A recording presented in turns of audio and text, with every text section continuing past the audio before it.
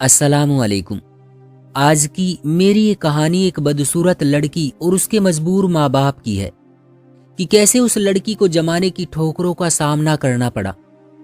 दोस्तों, कहानी शुरू करने से पहले अगर आप मेरे चैनल पर नए हैं तो गुलाम हिंदी कहानियां चैनल को सब्सक्राइब करके बेल नोटिफिकेशन को ऑल पर सेट कर लें ताकि आने वाली तमाम अपडेट्स आपको वक्त पर मिलती रहे।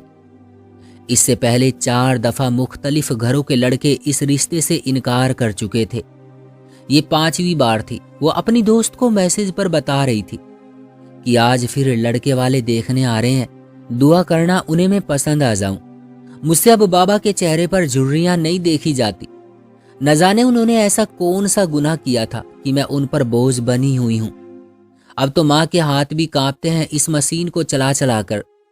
उन्होंने आज तक मेरे लिए बहुत कुछ बनाया, लेकिन किस्मत पता नहीं क्या इम्तिहान ले रही है।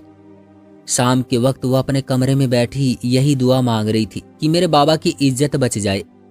कहीं वो फिर से ये ना सोचे कि बेटी क्या पैदा कर ली, अजाब में पड़ गए हम तो। और वही हुआ। आने वालों ने नहीं पूछा कि आपकी बेटी नमाज पढ़ती है या नहीं।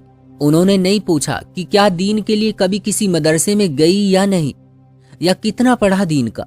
उन्होंने नहीं पूछा कि दुनिया का कितना पढ़ा, स्कूल कितना पढ़ा।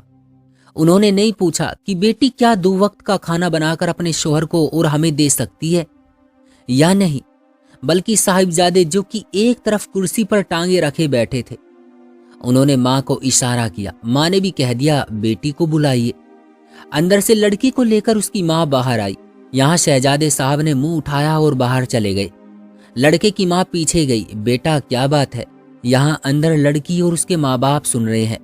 मुझे नहीं करनी इससे शादी, शक्ल तो देखे इसकी, ये भी कोई लड़की है। लड़के का बाप माजरत करते हुए वहां से उठा और इधर लड़की वहां से उठी और भागती हुई अपने कमरे में जाकर दरवाजा बंद कर लिया। 3 दिन कमरे के कोने में वो घुट घुट कर मरती रही और आखिरकार चौथे दिन गोलियों का एक पैकेट अपने अंदर डालकर वो इस मुआशरे से खुद को अलग करने के लिए सुकून की नींद तलाश करने चली गई। अब मेरा सवाल है कि क्या उसे उसके हुस्न ने मारा है, या उस 5वें शख्स ने मारा है, या उन तमाम लोगों ने जो इससे पहले आ चुके थे।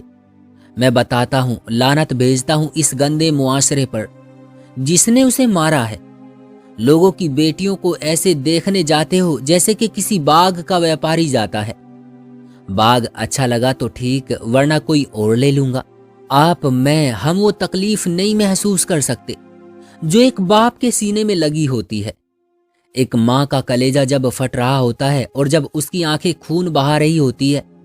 जब किसी की बहन बेटी को देखने जाओ तो उसे शक्ल से न देखो, बल्कि माँ बाप से पूछो कि क्या वो दीन जानती है, क्या वो मेरी माँ को माँ समझने के काबिल है, क्या वो 2 वक्त का खाना मुझे और मेरे माँ बाप को दे सकती है।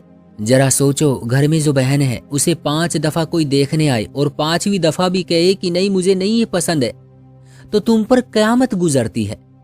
और तुम्हें याद भी है खुद कितनी बेटियों पर कयामत गिरा चुके हो। यकीन मानिए, हमें पता भी नहीं होता कि कहीं हमारी वजह से किसी घर में कितना बड़ा फसाद, कितना बड़ा दुख जन्म ले चुका है। हुस्न ना देखें, किसी की इज्जत देखें। क्या फायदा अगर हुस्न मिले और इज्जत ना हो, बेइज्जत लोग हों, हया ना हो, दीन ना हो। लानत ना भेजूं मैं ऐसे लोगों पर। और क्या ही जिंदगी हो कि सादा चेहरा ही क्यों ना हो, दीन हो, इज्जतदार लोग हो, हया हो। ये बेटियां अपनी खुशी से ज्यादा अपने बाप के दुख में मर रही होती है कि कहीं मेरा वालिद या मेरी वालिदा मुझसे मायूस तो नहीं। लोगों में हया, शर्म और दीन देखो, हुस्न नहीं।